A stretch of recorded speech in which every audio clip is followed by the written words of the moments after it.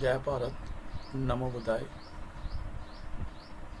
सारे ही उपासक उपासकावां दे लई इस समय की धर्म चर्चा दे विच सब का स्वागत किया जाता है। सब दे लई मंगलमैत्री की जाती है। सब नूं बुद्ध धम्म अते संघ की शरण मिले, तीनों रतन प्राप्त होण अते उन्हां दा जीवन इस मनुखी यात्रा दे विच बहुत ही शांत और स्वस्थ तरीके दे नाल बतीत होवे, किसी नूं भी कोई दुख ना होवे। सो असीं अज दी जो धर्म चर्चा है उसकी अगे गल करते हैं। डॉक्टर BR अंबेडकर जी जो कि बोधिसत्व अते विश्व रत्न होए आ, उन्होंने एक धर्म ग्रंथ लिखिया सी जिसका नाम सी बुद्ध अते उन्हां दा धम्म। अज असीं उस दे विचों कि पन्ना नंबर 339 के उत्ते बाबा साहब द्वारा लिखी हुई है। उन्होंने सानू भिक्षु अते ब्राह्मण दे विच कुछ अंतर समझाए आ। असीं उन्हां दी जानकारी अज लैने आ कि एक भिक्षु अते ब्राह्मण दे विच की फर्क हुंदे आ, तां जो असीं अपनी बुद्धि दे राहीं ये फैसला कर सकीए कि सानू किस दी शरण में जाना चाहिए है, किस नूं अपना मार्गदर्शक मनना चाहिए है और किस दे मार्ग नूं समझते हुए असीं निर्वाण के रास्ते ते चल सकते हैं। सो अंतर समझिए कि की अंतर आ। सवाल सी कि भिक्षु अते ब्राह्मण दोनों एक समान हैं। तो इस सवाल का जवाब तथागत बुद्ध ने जो कि एक सम्यक संबुद्ध होए आ, उन्होंने नाम विच दिता सी। उन्होंने कहा सी दोनों एक समान नहीं आ। इस विषय उत्ते तथागत वालों चर्चा किसी एक थां उत्ते एकत्र नहीं की गई। ये थां थां खंडोरी हुई है, बिखरी हुई है, लेकिन इन्हां विचकार की विलक्षणता के विशेष नुकतियां का जोड़फल आसानी नाल कढ़िया जा सकता है, जो सब लई समझना बहुत जरूरी है। तथागत भगवान बुद्ध ने मतलब इस विषय के उत्ते इस गल के उत्ते कई थावां के उत्ते अपनी गल की आ, पर उन्हां दे विचों असीं खास ये गल्लां लभदे आ। पहली जिहड़ी मेन गल आ, मुख गल आ कि ब्राह्मण एक पुरोहित हुंदा आ, पंडित हुंदा आ। उसका जो मुख काम हुंदा आ वह है इंसान के जन्म, विआह अते मौत आदि वर्गे मौक़िਆਂ नाल संबंधित धार्मिक संस्कार करवाने। एक ब्राह्मण का मुख काम हुंदा है कि वह जो भी कोई बच्चा इंसान के रूप में पैदा होंदा है तो उसके जन्म, विआह अते मौत के जो धार्मिक संस्कार होंदे आ, वो करवाउंदा आ एक पंडित। क्यों करवाउंदा आ? क्योंकि आद पाप मतलब पुनर्जन्म के किए हुए पापों तो दसदा आ। आद पाप जां आत्मा का मैला होने का सिद्धांत के कारण ये संस्कार करवाने जरूरी समझे जाते हैं। एक ब्राह्मण के मुताबिक कि जो कोई बच्चा पैदा होंदा तो उसके जन्म का दे संस्कार करवाने चाहिए, क्योंकि वो पिछले जन्मां दे विच बुरे कर्म करके इत्थे आया तो ये उसकी आत्मा का जो मैला होना आ उसनूं धोण दे लई धर्म संस्कार करवाउंदा आ एक पंडित। पाप धोण लई इन्हां रस्मां की लोड़ समझी जाती है अते ये संस्कार आत्मा ते परमात्मा विच यकीन दे नाल भी जुड़े हुंदे हन। अते इस संस्कार दे राहीं वो पंडित जिहड़ा आ वो आत्मा ते परमात्मा दे नाल इंसान नूं जोड़ दिंदा आ। इन्हां संस्कारां दे कारण करवाउण लई पुरोहित पंडित जरूरी हुंदा है, क्योंकि यह काम करन दा अधिकार सिर्फ पंडित कोल ही हुंदा है अते ये काम सिर्फ पंडित पुरोहित ही कर सकदा, क्योंकि उन्हें ये अधिकार अपने को राखवें रखे आ कि ये सिर्फ काम मैं ही करने आ, पुजारी पंडित उही बन सकता है। हुण गल करते हैं एक भिक्षु की। तो भिक्षु ना तो किसी आद पाप में यकीन रखता है तो ना ही किसी आत्मा और परमात्मा में। जिहड़ा एक भिक्षु हुंदा जो निर्वाण के रास्ते तुरिया हुंदा आ, वो ना तो किसी आत्मा और परमात्मा के विश्वास रखता हुंदा अते ना ही वो पुनर्जन्मां दे मैल पाप लई यकीन रखता है। इसलिए वो जन्म, विआह अते मौत के संस्कारां नूं नहीं करते। वो फिर इस तरह के संस्कार नहीं करते, वो कहते इन्हां दी जरूरत ही नहीं है। पर जेकर कोई उन्होंने इन्हां संस्कारां ते बुलाउंदा भी है तो वो यही दसदे आ उत्थे जाके कि आद पाप जां आत्मा परमात्मा नहीं हुंदे। जेकर वो इन्हां संस्कारां ते किसी दे घर जांदे भी आ तो वो सिर्फ लोकां नूं यही दस्सण लई जांदे आ कि जेकर तुसीं जन्म, मौत ते विआह दे विच इन्हां नूं नहीं भी करदे तां कोई प्रॉब्लम नहीं आउंदी, क्योंकि आत्मा परमात्मा हुंदा ही नहीं। एक भिक्षु ਲਈ दुनियावी लाभ आदि वास्ते भी कोई संस्कार का करना करवाना नहीं हुंदा। ਜੇਕਰ ਕੋਈ ਭਿਕਸ਼ੂ ਨੂੰ ਆਪਣੇ ਦੁਨਿਆਵੀ ਲਾਭ ਦੇ ਲਈ ਆਪਣੇ ਘਰ ਵਿੱਚ ਬੁਲਾਉਂਦਾ ਆ ਅਤੇ ਉਸ ਤੋਂ ਕੋਈ ਸੰਸਕਾਰ ਕਰਵਾਉਣਾ ਚਾਹੁੰਦਾ ਆ, ਤੇ ਇੱਕ ਭਿਕਸ਼ੂ ਇਸ ਦੇ ਲਈ ਹਾਮੀ ਨਹੀਂ ਭਰਦਾ ਅਤੇ ਨਾ ਹੀ ਕਿਸੇ ਨੂੰ ਦੁਨਿਆਵੀ ਹਾਨੀ ਤੋਂ ਬਚਾਉਣ ਲਈ ਕੋਈ ਸੰਸਕਾਰ ਕਰਦਾ ਆ। ਇਹ ਸਾਰੇ ਕਰਮ ਇੱਕ ਬ੍ਰਾਹਮਣ ਵੱਲੋਂ ਕਰਵਾਏ ਜਾ ਸਕਦੇ ਆ। ਕਿਸੇ ਨੂੰ ਲਾਭ ਕਰਵਾਉਣਾ, ਕਿਸੇ ਨੂੰ ਹਾਨੀ ਤੋਂ ਬਚਾਉਣਾ, ਇਹ ਸਭ ਪੰਡਤਾਂ ਦੀ ਚਾਲ ਆ।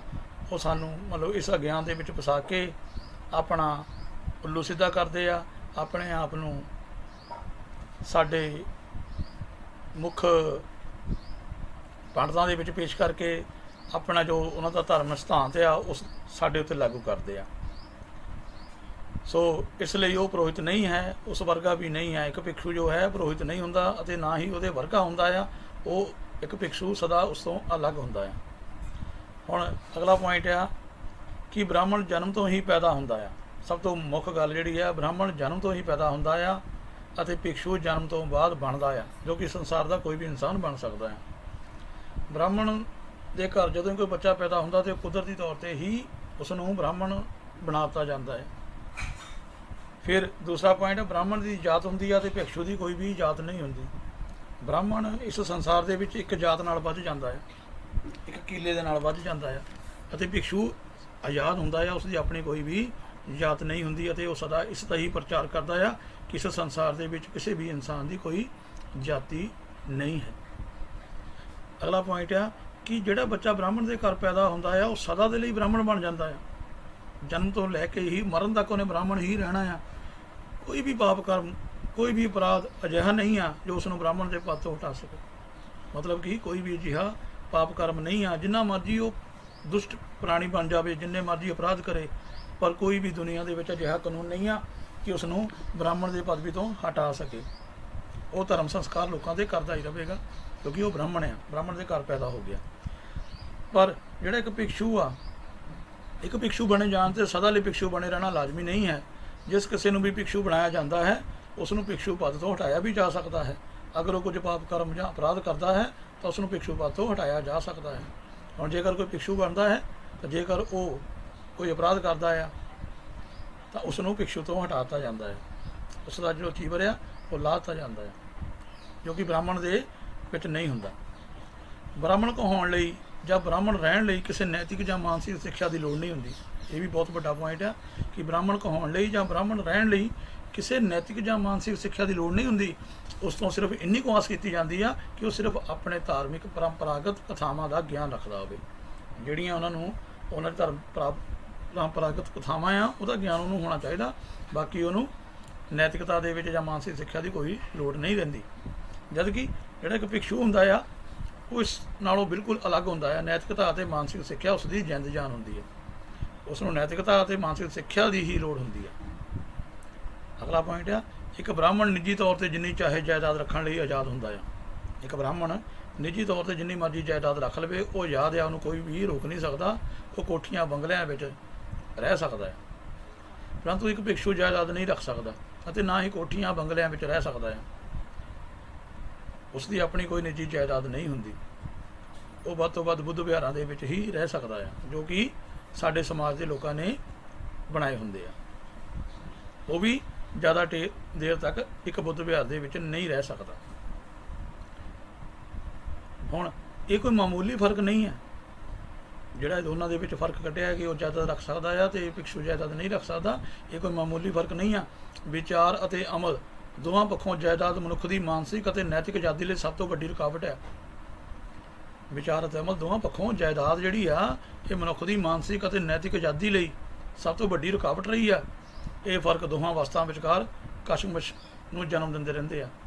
ਬਾਬਾ ਸਾਹਿਬ ਡਾਕਟਰ ਅੰਬੇਡਕਰ ਜੀ ਇਸ ਜਾਇਦਾਦ ਦੇ ਚੱਕਰ ਵਿੱਚ ਨਹੀਂ ਫਸੇ ਸੀ, ਤਦ ਹੀ ਉਹ ਆਪਣੇ ਆਪ ਨੂੰ ਨੈਤਿਕ ਆਜ਼ਾਦ ਬਣਾ ਸਕੇ, ਮਾਨਸਿਕ ਗੁਲਾਮ ਨਹੀਂ ਹੋਏ, ਕਿਉਂਕਿ ਉਹਨਾਂ ਨੇ ਇਸ ਜਾਇਦਾਦ ਨੂੰ ਆਪਣੇ ਉੱਪਰ ਹਾਵੀ ਨਹੀਂ ਹੋਣ ਦਿੱਤਾ।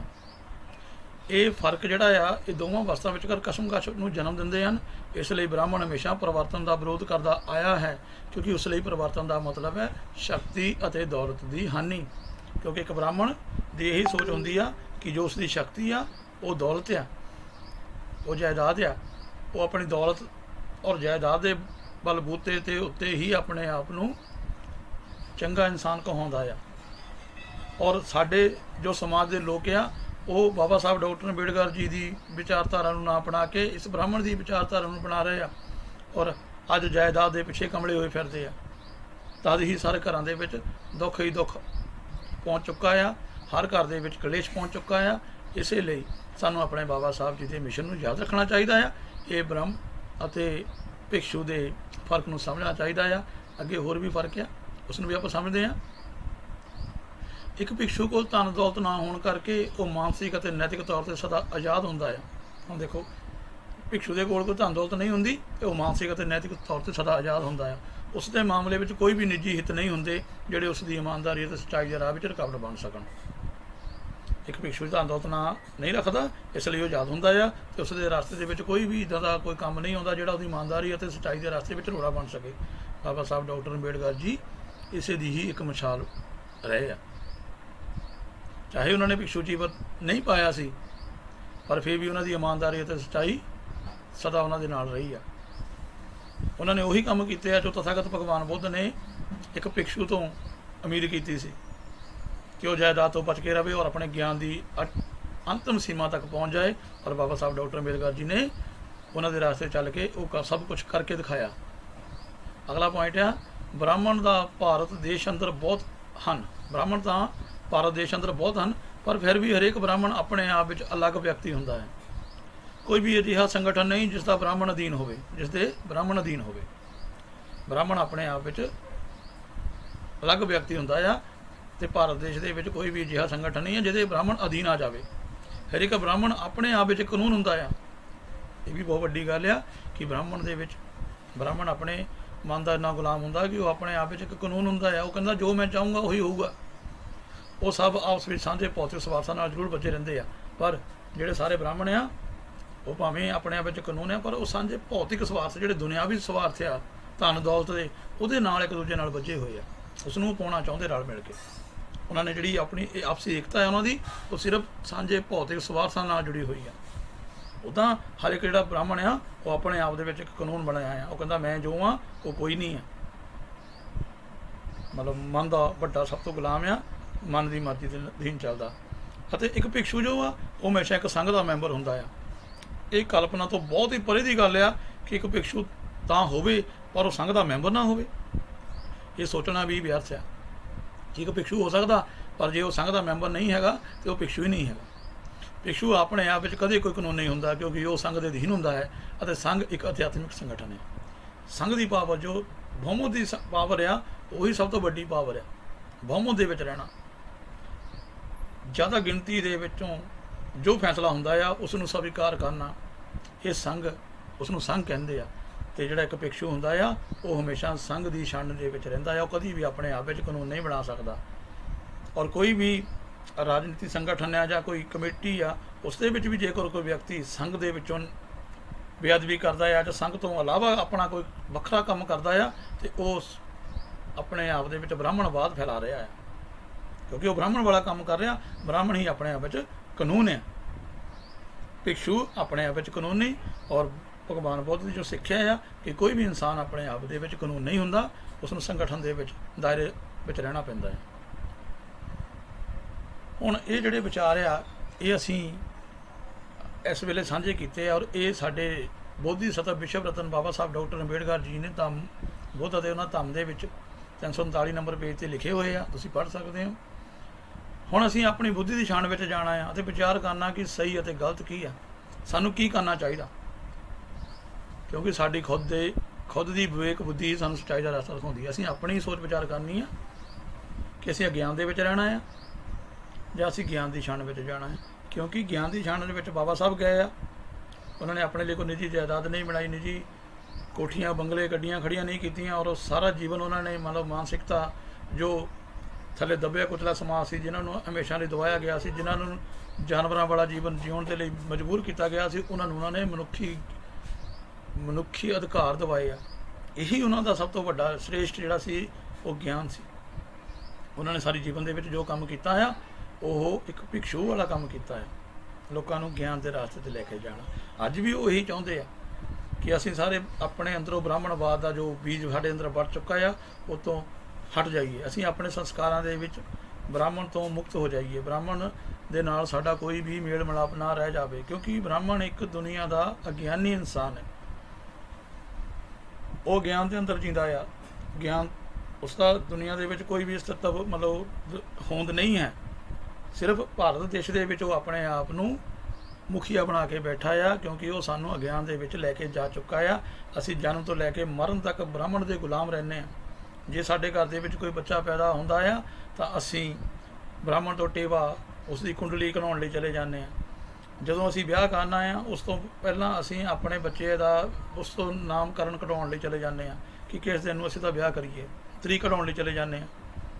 ਫਿਰ ਜਦੋਂ ਕੋਈ ਲਾਮ ਲੈਣੀ ਹੁੰਦੀ ਹੈ ਜਾਂ ਉਸ ਦਾ ਇੱਕ ਦੂਸਰੇ ਨਾਲ ਜੋੜਨਾ ਹੁੰਦਾ ਤੇ ਉਹ ਵੀ ਅਸੀਂ ਉਹਦੇ ਕੋਲੋਂ ਮੰਤਰ ਤੰਤਰ ਪੜ੍ਹਾਉਂਦੇ ਹਾਂ। ਹੋਰ ਉਹਨੇ ਕੁਛ ਨਹੀਂ ਕਰਨਾ ਹੁੰਦਾ। ਤੇ ਜਦੋਂ ਮੌਤ ਹੋ ਜਾਂਦੀ ਹੈ ਤਾਂ ਉਸ ਤੋਂ ਬਾਅਦ ਵੀ ਅਸੀਂ ਬ੍ਰਾਹਮਣ ਲੈ ਕੇ ਬ੍ਰਾਹਮਣ ਤੋਂ ਹੀ ਖੁਦ ਕੰਮ ਕਰਾਉਂਦੇ ਹਾਂ। ਔਰ ਜੋ 16 ਜਾਂ 8ਵਾਂ ਕਰਦੇ ਆ ਕੁਛ ਵੀ ਇਸ ਦੇ ਵਿੱਚ, ਉਹ ਸਾਰੇ ਬ੍ਰਾਹਮਣ ਵੱਲੋਂ ਸਿਰਫ ਆਪਣਾ ਉੱਲੂ ਸਿੱਧਾ ਕਰਨ ਲਈ ਕੀਤੇ ਜਾਂਦੇ ਆ। ਸਾਨੂੰ ਮੂਰਖ ਬਣਾਇਆ ਜਾਂਦਾ ਆ ਕਿ ਇਸ ਦੀ ਆਤਮਾ ਦੀ ਮੁਕਤੀ ਕਰਾਉਣ ਦੇ ਲਈ ਤੁਹਾਨੂੰ ਇਹ ਕੰਮ ਕਰਾਉਣੇ ਪੈਣੇ ਆ, ਜਿਸ ਦੇ ਵਿੱਚ ਉਹ ਸਾਡਾ ਬਹੁਤ ਜ਼ਿਆਦਾ ਖਰਚਾ ਕਰਵਾ ਜਾਂਦਾ। ਪਰ ਭਗਵਾਨ ਬੁੱਧ ਨੇ ਇਹਨਾਂ ਸਭ ਨੂੰ ਵਿਅਰਥ ਦੱਸਿਆ ਸੀ।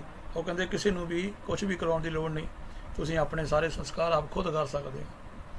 ਤੁਸੀਂ ਆਪਣੇ ਦੀਪਕ ਖੁਦ ਬਣੋ, ਆਪਣੇ ਆਪ ਨੂੰ ਜਗਾਓ, ਆਪਣੇ ਖੁਦ ਦੀ ਪ੍ਰਕਾਸ਼ ਦੀ ਛਾਣ ਵਿੱਚ ਜਾਓ।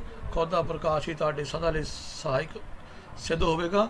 ਕੋਈ ਦੂਸਰਾ ਤੁਹਾਨੂੰ ਆਪਣਾ ਸਦਾ ਲਈ ਪ੍ਰਕਾਸ਼ ਨਹੀਂ ਦੇ ਸਕਦਾ। ਕੁਝ ਸਮੇਂ ਲਈ ਤੁਹਾਨੂੰ ਆਪਣੀ ਬੁੱਧੀ ਦੇ ਸਕਦਾ ਆ, ਪਰ ਸਦਾ ਤੁਹਾਨੂੰ ਆਪਣੀ ਹੀ ਬੁੱਧੀ ਦੇ ਵਿੱਚ ਰਹਿਣਾ ਪਵੇਗਾ। ਬਾਬਾ ਸਾਹਿਬ ਡਾਕਟਰ ਅੰਬੇਡਕਰ ਜੀ ਹਮੇਸ਼ਾ ਆਪਣੀ ਹੀ ਬੁੱਧੀ ਦੀ ਛਾਣ ਵਿੱਚ ਰਹੇ ਆ। ਉਹਨਾਂ ਨੇ ਕਿਸੇ ਬ੍ਰਹਮਾ ਵਿਸ਼ਨੂੰ ਮਹੇਸ਼ ਉੱਤੇ ਵਿਸ਼ਵਾਸ ਨਹੀਂ ਕੀਤਾ ਸੀ, ਨਾ ਹੀ ਉਹ ਕਿਸੇ ਰੱਬ ਨੂੰ ਮੰਨਦੇ ਸੀ, ਨਾ ਹੀ ਉਹ ਆਤਮਾ ਪਰਮਾਤਮਾ ਨੂੰ ਮੰਨਦੇ ਸੀ। ਔਰ ਇਸ ਤਰ੍ਹਾਂ ਉਹ ਗਿਆਨ ਦੀ ਪੌੜੀ ਨੂੰ ਚੜ੍ਹਦੇ ਗਏ। ਔਰ ਸਾਡੇ ਸਭ ਦੇ ਲਈ ਉਹ ਇਹੀ ਸਾਨੂੰ ਸੰਦੇਸ਼ ਦੇ ਕੇ ਗਏ ਆ ਕਿ ਤੁਸੀਂ ਵੀ ਆਪਣੇ ਆਪ ਨੂੰ ਗਿਆਨਵਾਨ ਬਣਾਓ, ਗਿਆਨ ਦੀ ਪੌੜੀ ਤੇ ਚੜ੍ਹੋ ਔਰ ਨਿਰਵਾਣ ਦਾ ਰਸਤਾ ਪ੍ਰਾਪਤ ਕਰੋ, ਬੋਧੀਸਤਵ ਬਣੋ ਔਰ ਵਿਸ਼ਵ ਰਤਨ ਤੁਸੀਂ ਵੀ ਕਹਿਲਾਓ। ਆਪਣੇ ਆਪ ਨੂੰ ਇਹਨਾਂ ਪਖੰਡੀ ਸਾਧੂਆਂ ਪੰਡਤਾਂ ਤੋਂ ਮੁਕਤ ਕਰਾਓ। ਆਪਣੇ ਕਿਸੇ ਵੀ ਸੰਸਕਾਰ ਦੇ ਵਿੱਚ ਇਹਨਾਂ ਨੂੰ ਸ਼ਾਮਲ ਨਾ ਕਰੋ। ਔਰ ਜੇ ਤੁਹਾਨੂੰ ਇਸ ਦੁਨੀਆ ਦੇ ਵਿੱਚ ਇਹ ਜਾਇਦਾਦ ਰੱਖਣ ਲਈ ਵੀ ਮਜਬੂਰ ਕਰਦੇ ਕਿ ਜਾਇਦਾਦ ਜ਼ਰੂਰੀ ਆ, ਤੇ ਉਹ ਵੀ ਸਾਨੂੰ ਉਨੀ ਕੁ ਚਾਹੀਦੀ ਆ ਜਿੰਨੇ ਕੁ ਨਾਲ ਅਸੀਂ ਆਪਣਾ ਸਮਾਂ ਬਤੀਤ ਕਰ ਸਕਦੇ ਹਾਂ। ਬਾਕੀ ਜ਼ਿਆਦਾ ਸਮਾਂ ਅਸੀਂ ਆਪਣੇ ਆਪ ਨੂੰ ਗਿਆਨਵਾਨ ਬਣਾਉਣ ਦੇ ਲਈ ਕਰੀਏ ਔਰ ਆਪਣੇ ਸਮਾਜ ਨੂੰ ਇਹਨਾਂ ਬ੍ਰਾਹਮਣਾਂ ਤੋਂ ਮੁਕਤ ਕਰਨ ਦੇ ਲਈ ਬਤੀਤ ਕਰੀਏ, ਤਾਂ ਜੋ ਇਸ ਦੇਸ਼ ਨੂੰ ਬੁੱਧਮਈ ਬਣਾਇਆ ਜਾ ਸਕੇ। ਸੋ ਇਹ ਅੱਜ ਦੀ ਜੋ ਕਹਾਣੀ ਆ, ਜੋ ਅੱਜ ਦੇ ਜੋ ਆਪਾਂ ਸ਼ਬਦ ਪੜ੍ਹੇ ਆ, ਇਹ ਬਾਬਾ ਸਾਹਿਬ ਡਾਕਟਰ ਅੰਬੇਡਕਰ ਜੀ ਦੁਆਰਾ ਲਿਖੇ ਹੋਏ ਆ ਬੁੱਧ ਐਂਡ ਧੰਮ ਦੇ ਵਿੱਚ। ਸੋ ਸਾਰੇ ਹੀ ਬੁੱਧ ਐਂਡ ਧੰਮ ਨੂੰ ਜ਼ਰੂਰ ਪੜ੍ਹੋ ਤੇ ਆਪਣੇ ਆਪ ਨੂੰ ਇਸ ਹਿੰਦੂਵਾਦੀ ਪਰੰਪਰਾ ਤੋਂ, ਇਸ ਬ੍ਰਾਹਮਣਵਾਦੀ ਪਰੰਪਰਾ ਤੋਂ ਮੁਕਤ ਕਰੋ। ਜੈ ਭੀਮ, ਜੈ ਭਾਰਤ, ਨਮੋ ਬੁੱਧਾਏ।